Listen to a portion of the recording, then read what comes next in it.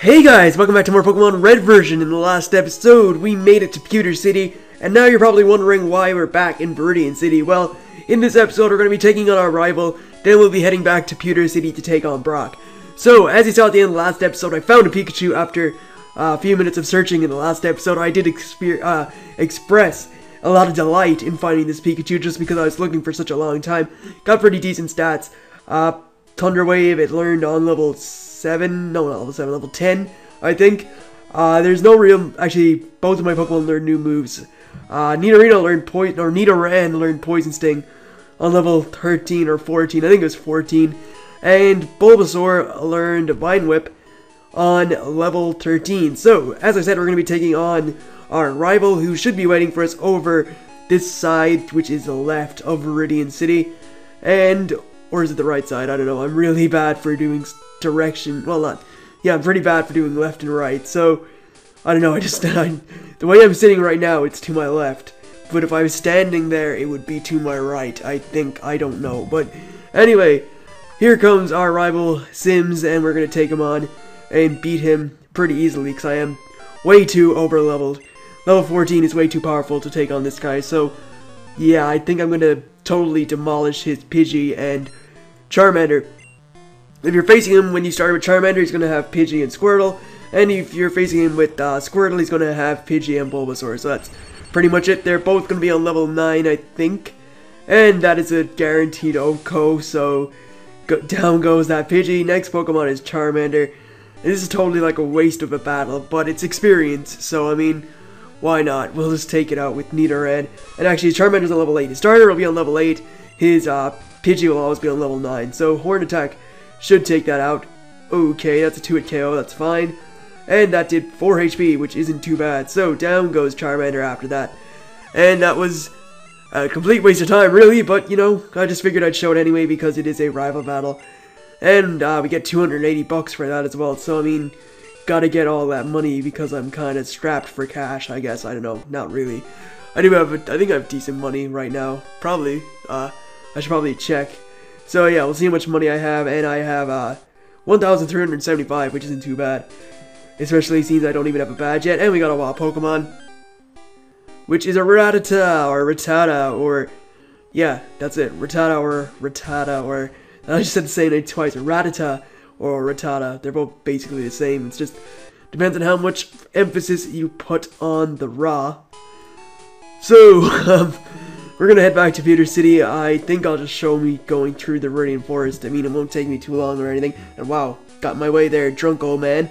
Or meant to be drunk old man, but old man who was actually looking for coffee in the European and American versions. So, wow, I just walked into the dead end for some reason. I wasn't looking at the, looking at my screen. So, let's just try and get through here as quickly as possible. I probably should have bought repels back in Pewter City, but I totally forgot to, so yeah, that happens. Just forget to buy repels.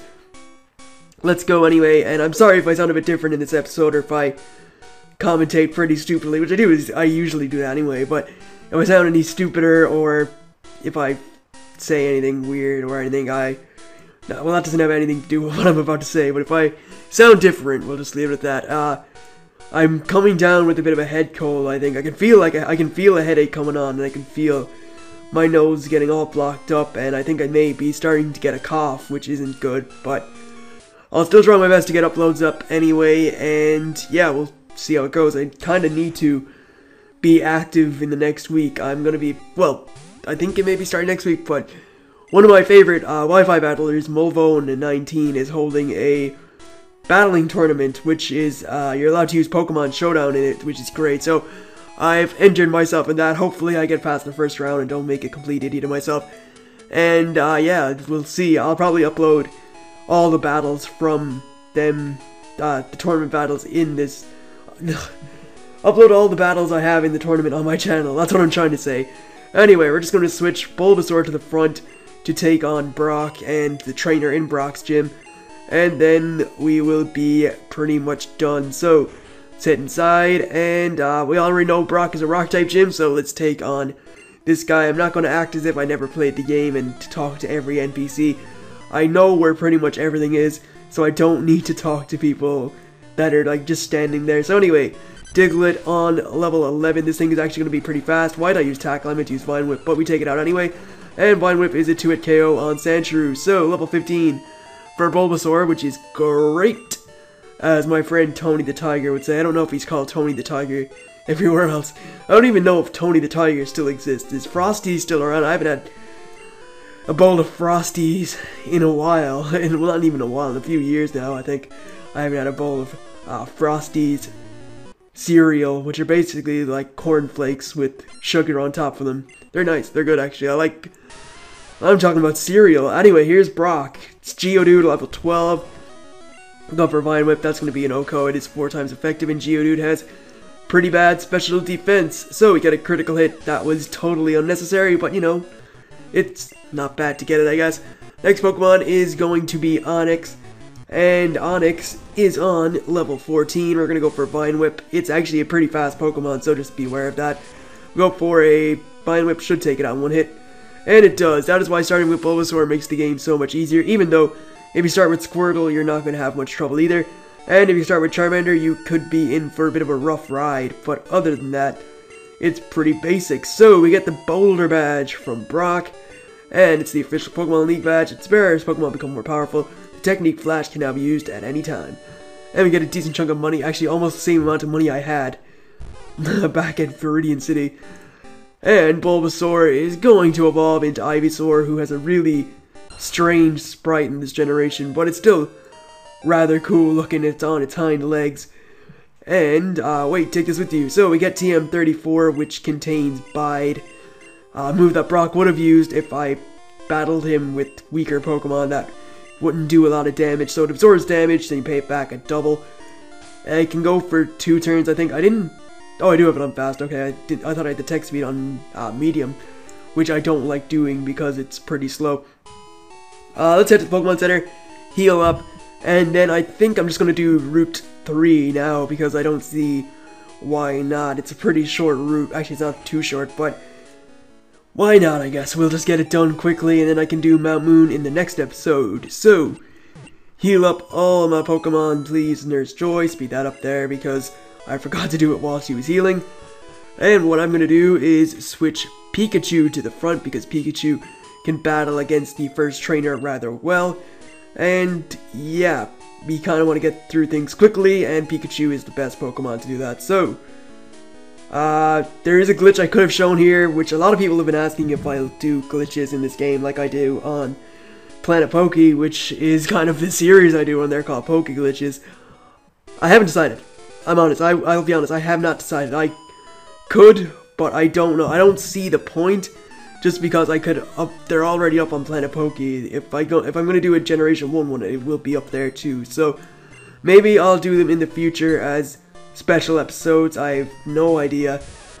But yeah, a lot of people have actually been asking if I'll do it. I'll leave it to you guys. If you'd like to see them as special episodes, then I will. But it seems rather pointless to me, but again, if it's what you guys want, then who am I to stop? Who am I to not accept your request? So, we'll take out those 2 Pidgeys with a Thunder Shock. Didn't even have to speed up the battle because it was OHKOs galore. And I'm actually going to switch my Nidoran to the front to take on the next few trainers. So, let's go and do that. Take on this Bug Catcher, who apparently met us in Viridian Forest, which is actually kind of plausible in this game just because there was no names for the sprites or names for the trainers. They were just known as their trainer class, so it was possible for him to see me back in Viridian Forest, but in future games it became impossible because they got names. They weren't just known as Bug Catcher or Lass, Youngster, whatever, Pokemon Ranger or Pokemon Junior or Junior Trainer or whatever the hell that guy in the gym was. But here's Mr. Shorts Are Comfy, who's actually a pretty well-known Pokemon character because of his saying that shorts are comfy. Anyways, he doesn't have a Nidoran. I have a Nidoran. He has a Rattata on level 11. Take that out with 2 Horn attacks. And there's Wrap, the most overpowered move in the game just because it is so stupid with the amount of turns that it hits. Anyway, Thunder Shock takes out Ekans. Nothing to worry about. But yeah, Wrap is a really annoying game. It's a really annoying move in this game because it continuously attacks every turn, and you can't attack, you can't do anything, you can't run, you can't switch out, it just keeps attacking you. It's really overpowered and really annoying. So, Weedle will die to 2 Thunder Shocks, Kakuna will die to 2 Thunder Shocks, Caterpie will also die to 2 Thunder Shocks, and Metapod will also die to 1. So, critical hit took out that last Metapod. Well, the only Metapod he had, but it was 1 hit KO, so that's not bad. Take on this trainer next. And then we'll take on the one down there between the ledges. Then I'll go back and heal, and we'll try and get up Nidoran to level 16, so it will evolve into Nidorino. And we'll take on this Rattata. So 2 Thunder Shocks and a 2 Thunder Shocks on this one. Right, alright. See, this is what I meant by if I commentate stupidly, even though I do that all the time anyway. And yeah, I'm not wearing shorts. You got a problem with that? So, he has a Spearow. It's going to die to 2 Thunder Shocks. Pretty basic stuff. So, that's 2 of my Pokemon at level 16, and hopefully I'll be able to get my Nidoran to level 16 against the next bug catcher, because I know he has a Caterpie and a Metapod, which should give me decent experience. So, let's head back to the Pokemon Center, heal up, and then go back to Mount Moon, or go towards Mount Moon, because we haven't been to Mount Moon yet. I don't know why I said back to Mount Moon. Well, I could be saying back on our quest to Mount Moon, even though it's not a quest. Our adventure to Mount Moon. So, let's just heal up real quickly, and there we go. So, hope to see you again. I don't know if I'll be back, Nurse Joy. I won't be back here for a long time, if at all, because we're done in Pewter City. There's nothing left to do here at all, apart from, getting, if we get the fossils, which we obviously will, we'll be going back there to, get the old Amber, which will then get, what do they do with fossils again? They bring them back. Regenerated, or, yeah, we'll just say regenerated. I think regenerated is the right word. Well, it'll be regenerated back into a Aerodactyl, which is a really cool Pokemon. So, Caterpie, Horn Attack, takes it out in 2 hits. Metapod, Poison Sting will take it out in 4 hits. If I just kept going, if I went for Horn Attack, it would have been like a 2-hit KO, and wow, we didn't even get a level up, which is unfortunate, but this guy's done like dinner. And now we are going to take on this lass who has a Jigglypuff, which, did I touch her? I'm like a mile away from her. How did I touch her? Well, I was a mile away from her, but then she approached me. But anyway, she has a short skirt, and she has a Jigglypuff on level 14, so Horn Attack is a 2-hit KO because of a critical, and level 16 for Nidoran. So, this has been an eventful episode. We've had a rival battle, we've had 2 evolutions, we've had a gym battle. It's been good stuff. So, we're going to get Nidorino, which is actually a pretty decent Pokemon. I like Nidorino a lot. So, Nidorino, pretty good. Got a big horn. That's awesome. So, wow, I definitely should not upload this episode. This one is absolutely terrible. This is one of the worst commentaries I have ever done in my life.